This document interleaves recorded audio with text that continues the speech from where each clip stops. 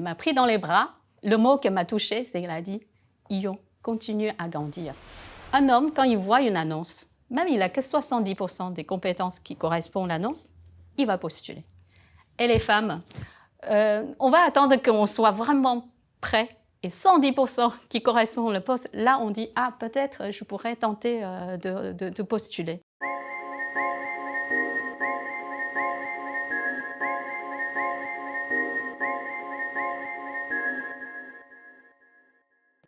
Ion, quel enfant étiez-vous? Plutôt rebelle, disciplinée, curieuse ou réservée? Plutôt disciplinée. Parce que moi, j'ai fait tout mon parcours éducation en Chine. Voilà, j'étais vraiment un enfant très, très discipliné. D'ailleurs, la maîtresse m'a choisi comme déléguée classe. C'est moi qui distribue les devoirs ou ramasse les devoirs. Et de temps en temps, quand la prof est absente, c'est moi qui fais dicter les autres enfants. Donc, je suis très, très disciplinée. Bon, voilà. Et quelles étaient les femmes qui vous ont inspiré quand vous étiez plus jeune? Quand j'étais tout jeune, on va dire c'est plutôt des femmes dans le milieu scientifique. Et d'ailleurs, peut-être ça peut vous surprendre, et Marie Curie, on a l'affiche de Marie Curie dans nos classes. Et je me souviens encore de l'image, c'est qu'elle est en train de faire dans son labo et c'est le moment qu'elle a découvert le fameux produit radium. Et on voit la lumière bleue qui s'éclate, qui a allumé son visage. Voilà, c'était plutôt une femme scientifique. Et maintenant, qui vous inspire? Plutôt des types businesswoman. Vous avez un nom? Oui, je peux citer des noms chez Orange. D'ailleurs, Fabienne Dulac, c'est notre CEO Orange France. Et plus, on va dire, une femme que j'ai quand même la chance de plus côtoyer, c'est Mireille Elou. D'ailleurs, elle est la première femme à la tête de Orange et Réunion Mayotte sur les deux territoires, Réunion et Mayotte. Donc, elle a été présente sur cette direction pendant 3 ans. Bon, elle nous a quittés depuis 2 ans, je pense. Aujourd'hui, elle est CEO à Orange Silicon Valley. Voilà. Et je me souviens très bien. Bon, bien sûr, je ne vais pas tout raconter mon parcours, mais en tout cas, elle m'a beaucoup, franchement, récemment, une femme m'a beaucoup inspirée. Et elle nous a expliqué son parcours. Et à la fin quand elle s'en va vers les États-Unis, elle m'a pris dans les bras. Le mot qui m'a touchée, c'est qu'elle a dit « Ion, continue à grandir ». Voilà, ça m'a beaucoup marqué en fait. J'étais même très émue. Et de manière générale, Ion, oui. Quels étaient vos rêves de petite fille et pensez-vous les avoir réalisés?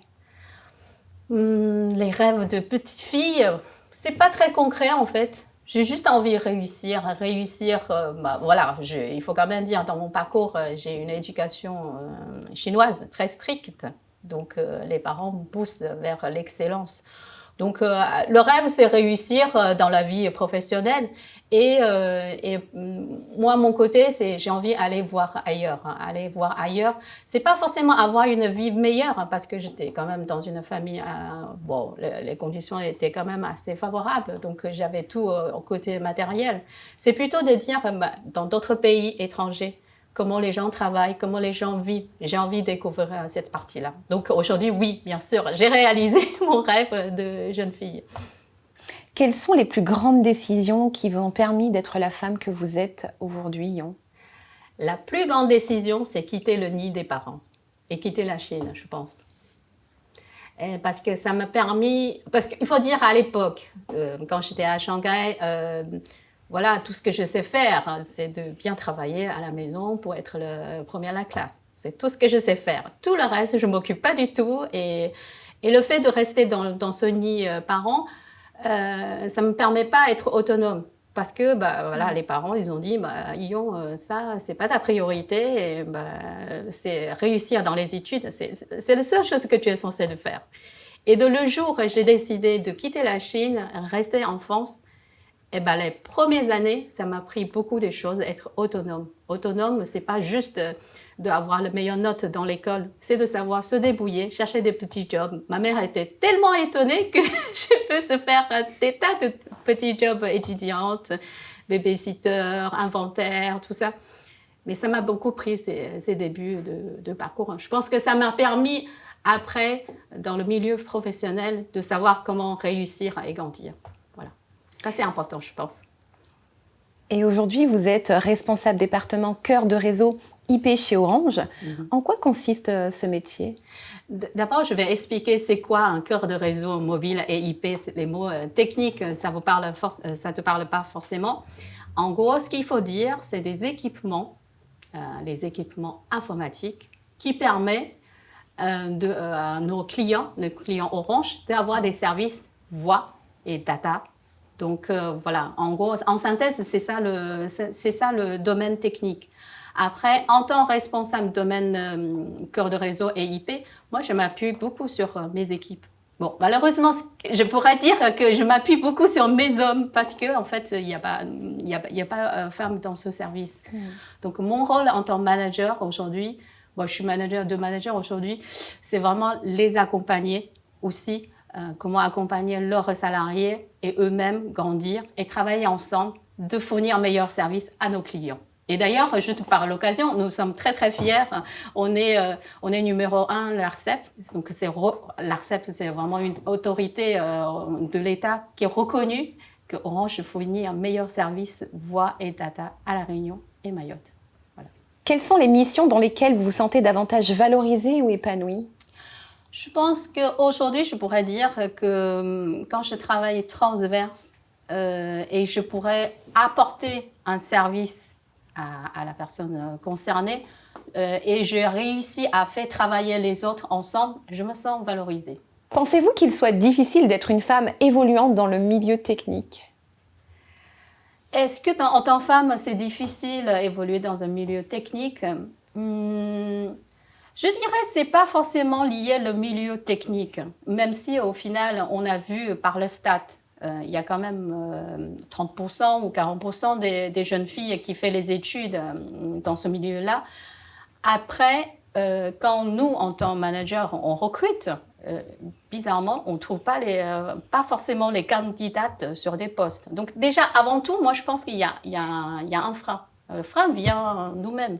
Les femmes parce que l'image de milieu technique, parce que c'est aussi le rôle, le média, hein. On montre que les modèles geeks, c'est les hommes. C'est rare, hein. Vous pouvez, dans les séries, vous regardez dans les films, est-ce que vous avez déjà en tête une femme passionnée par un milieu technique, informatique? C'est très, très rare. Donc du coup, déjà, premier pas pour moi, on n'est pas inspiré ou influencé par le média. Donc du coup, il y a très peu de femmes dans ce milieu. Et quand il y a très peu, après, une fois dans ce milieu-là, je pense que c'est un peu pour tout. Hein. En tant que jeune femme, des fois, on n'ose pas. On n'ose pas pour demander le poste de responsabilité. Voilà. Et moi, honnêtement, je n'ai pas senti la difficulté. Mais quand on débute, je pense que c'est plutôt quand on débute parcours, oui, on peut dire, est-ce qu'on est capable de faire tel job? Des fois, on n'a pas la chance de croiser le bon manager, de nous encourager. Je peux citer mon cas perso. Quand je débute, il y a quand même dizaine d'années, quinzaine d'années, Orange a beaucoup évolué sur cet aspect-là. Le manager à l'époque m'ont dit que tu n'étais pas fait pour même gérer projet, tu n'étais pas fait pour un manager. C'est dur hein, en tant que jeune femme. Et si on a écouté ce genre de paroles et ne croit pas à notre rêve, ben on peut très bien abandonner. Je pense qu'on a besoin d'être entouré, être encouragé pour aller plus loin, quoi. Et quelle est votre vision de l'égalité femmes-hommes, Yon? Ma vision sur le sujet, je pense que le moment où on ne commence plus à parler de ce sujet, l'égalité homme-femme, c'est que la société a beaucoup progressé. Ben, on voit aujourd'hui quand même, c'est souvent quand même, malgré tout, autour de 8 mars qu'on parle de ce sujet-là. Pour moi, ce sujet, c'est vraiment un sujet, avant tout aussi un sujet de la société. Et quand je dis la société, c'est chacun a son rôle aussi.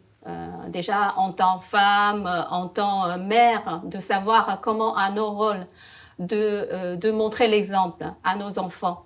L'égalité, le partage de charges dans le milieu privé.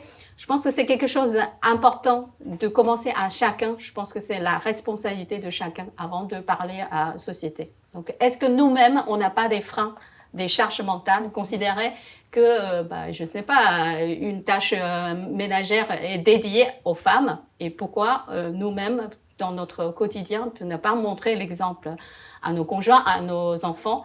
Voilà la question de égalité homme-femme. Donc ça, c'est première réponse sur la partie société. Donc je pense qu'il faut commencer tôt aussi. Hein.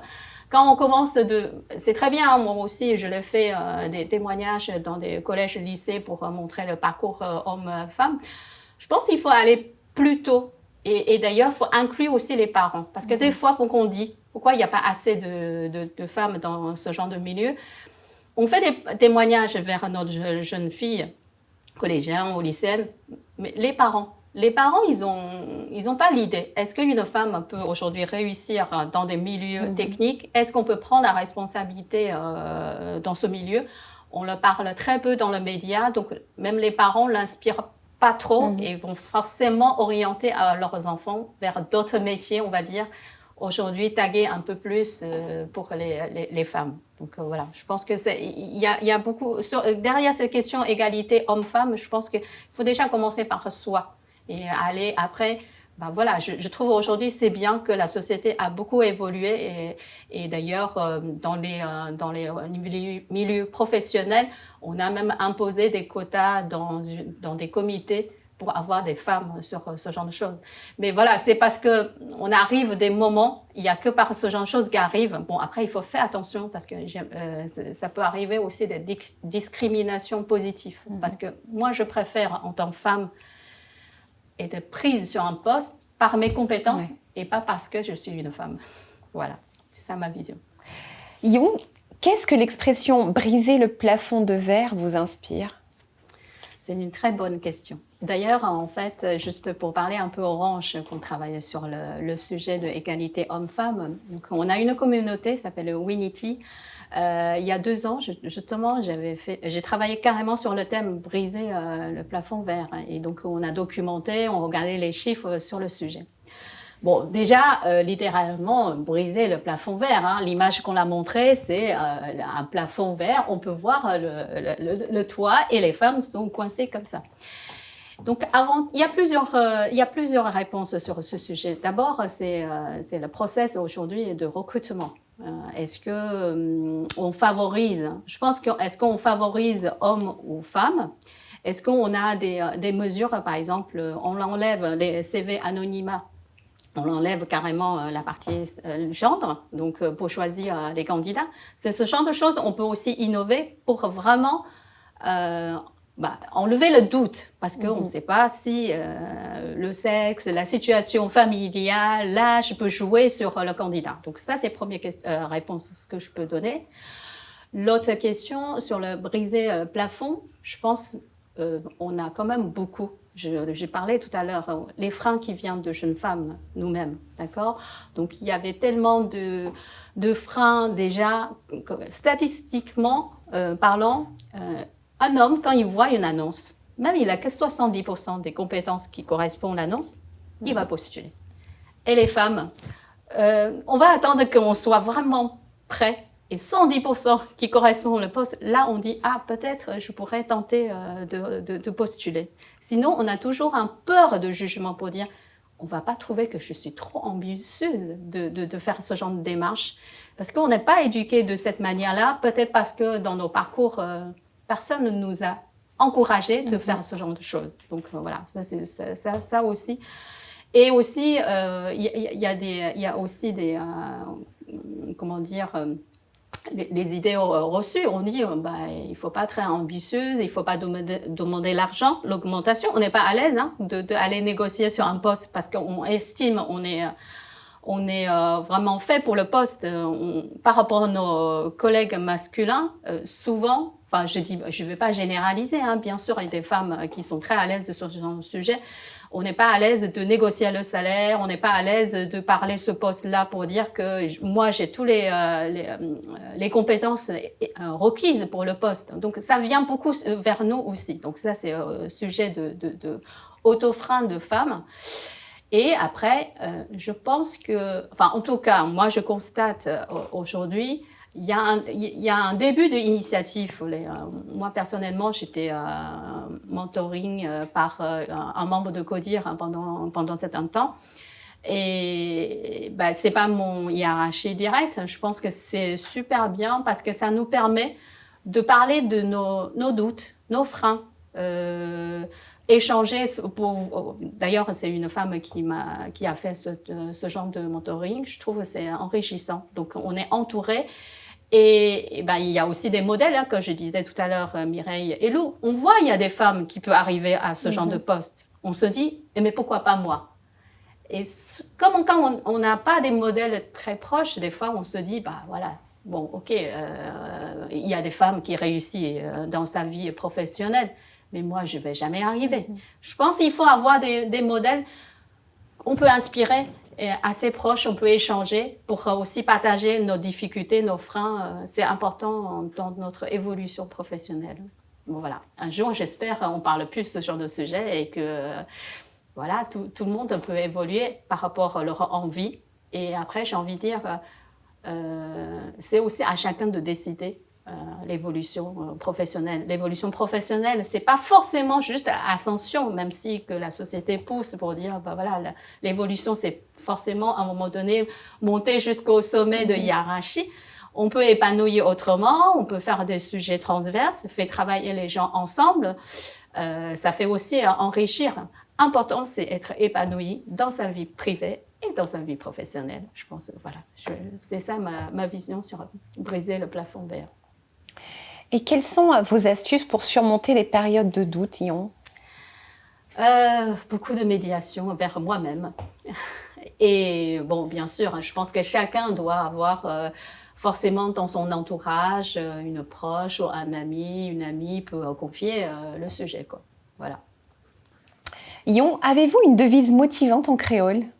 Et j'ai envie de dire, je connais une seule devise. Je l'ai appris par rapport à mon collègue chez Orange pendant ma formation l'ESSEC. On l'a choisi pour notre devise de groupe. Donc, le devise, c'est « Pas capable, les morts, sans essayer ». Je crois que j'ai bien dit. Ouais. Si vous pouviez résumer votre carrière en seulement 3 mots, Ion, quels seraient-ils et pourquoi? 3 mots. Ah, compliqué. Alors, j'ai envie de choisir 3 mots. D'abord, évoluer. Et deuxième mot, je dirais transverse. Et le troisième, c'est transformer. Donc, pourquoi évoluer? J'ai envie de dire, bon, ça correspond un peu l'évolution que j'ai fait dans de 2002 jusqu'au 2014. Ça correspond au moment où j'ai fait première partie de ma carrière chez Orange, mais en métropole. Donc, j'ai démarré comme en tant développeuse. Après, bah, j'ai gravi tous les échelons, on va dire, que j'ai été responsable technique, après chef de projet, responsable domaine. Donc ça, c'est vraiment une évolution, ascension, on va dire, hiérarchique. Après, pourquoi je parlais de transverse? 2014, je suis arrivée à La Réunion. Donc, j'ai pris un poste responsable département dans la direction informatique. Donc, transverse, parce que j'ai appris aussi, il faut dire, à travailler avec des différentes personnes dans les territoires différents. Donc, à l'époque, on a la chance de travailler avec Orange Caraïbes, donc j'ai pu voyager et après il y a beaucoup de conf call qu'on a fait dans des horaires un petit peu décalés parce qu'on a 8 heures de décalage quand même et on fait des réunions avec Caraïbes et Paris soit physique soit par téléphone. Donc moi ça m'a beaucoup appris parce que j'ai bien adoré cette expérience, même si des fois il y a des tensions, il faut le dire. Mais j'adore de travailler avec des personnes de différentes cultures et différents caractères. Et quand on a réussi enfin à obtenir, on va dire, une collaboration Et ben, du coup, on a quand même la sensation, j'ai réussi à travailler avec différentes personnes. Voilà, donc cette partie transverse m'a beaucoup appris. Et bien sûr, sur le territoire Réunion-Mayotte aussi, je travaillais avec différentes directions commerciales ou l'agence entreprise. Ça, c'est une partie vraiment qui m'a plu dans ma deuxième partie carrière. Et pourquoi j'ai choisi le troisième mot, transformer? Parce que d'abord, moi-même, je suis transformée par plusieurs on va dire, volets. Voilà, le moment comme j'ai évoqué tout à l'heure, l'histoire de briser le plafond vert. Donc, j'ai beaucoup travaillé sur le sujet parce que j'ai pris conscience aussi, j'ai envie aussi de partager mon parcours, hein, d'accord. J'ai envie, c'est pour ça, dans ma vie privée, j'étais lancée dans une association Elle Bouge. D'ailleurs, Orange est les partenaires de cette association. Le but, c'est quoi? Le but, c'est encourager les jeunes femmes de lancer dans des études scientifiques, que ce soit numériques ou aérospatiales ou BTP, enfin différents secteurs. Donc, c'est une association nationale, donc c'est présent dans tous les territoires. Moi, j'ai rejoint cette association depuis 3-4 ans.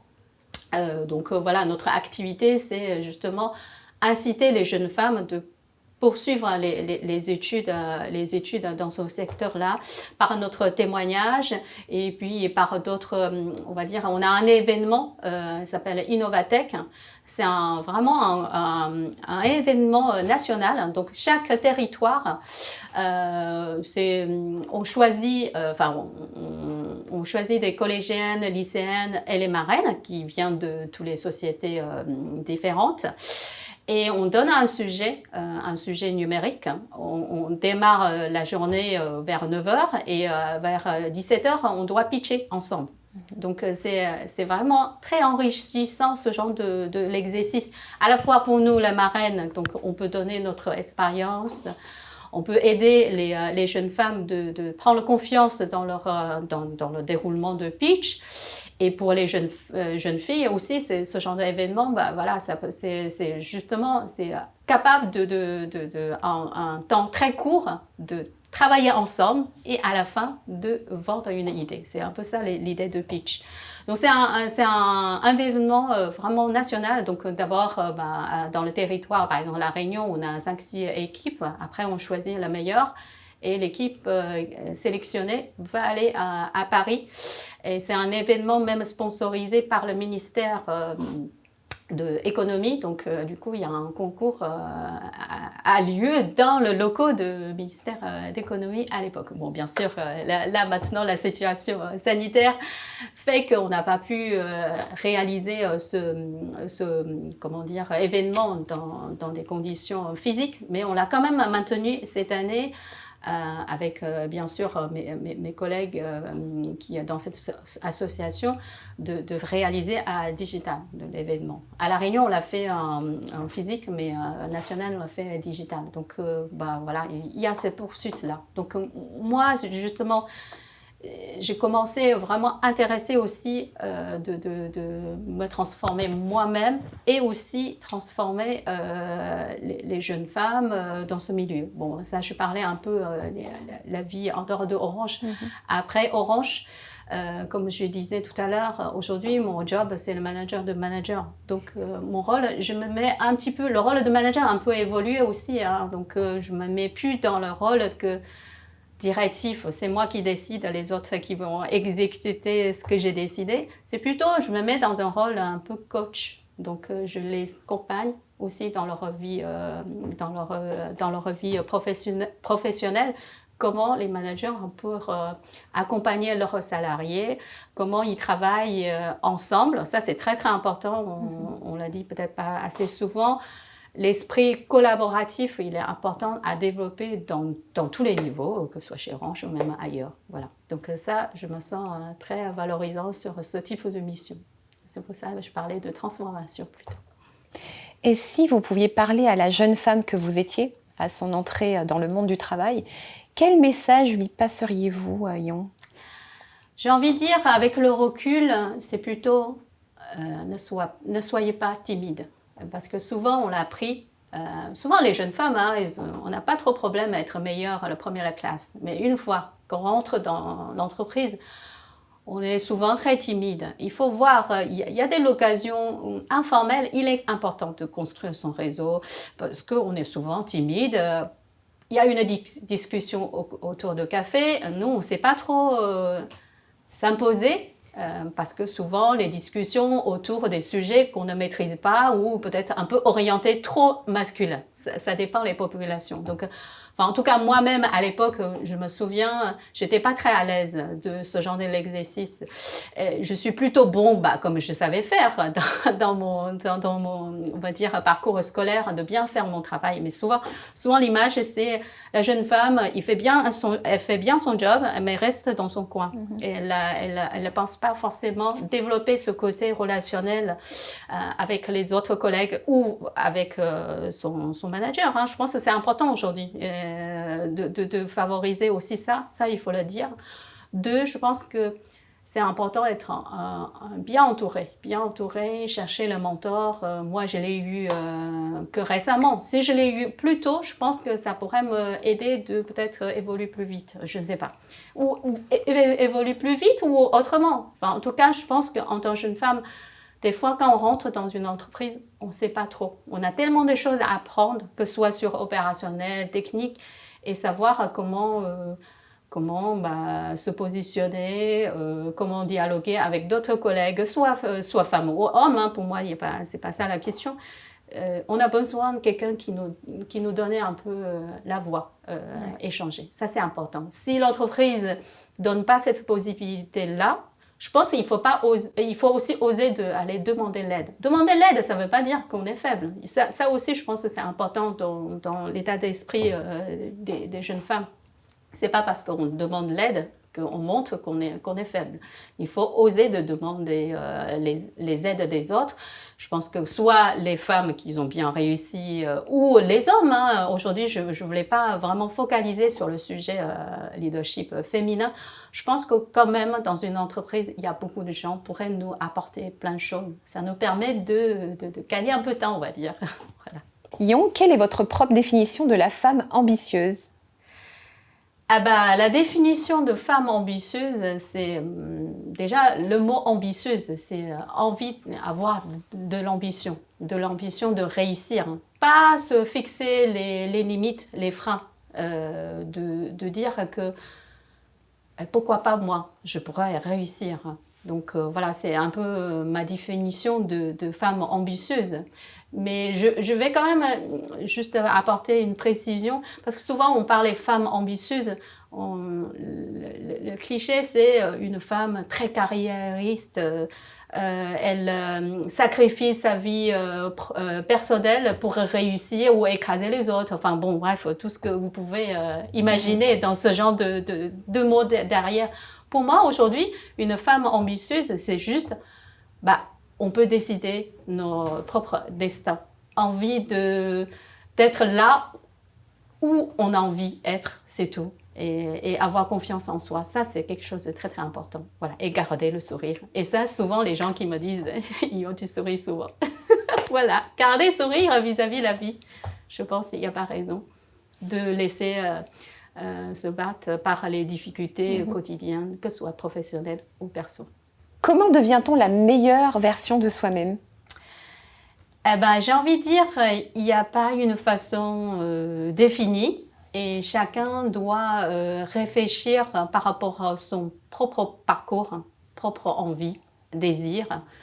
C'est de dire, je me mets tous les moyens possibles pour réussir et se mettre pas les freins sur notre chemin pour réussir notre vie, quoi. Voilà. Yon, merci beaucoup pour cet échange, ce partage.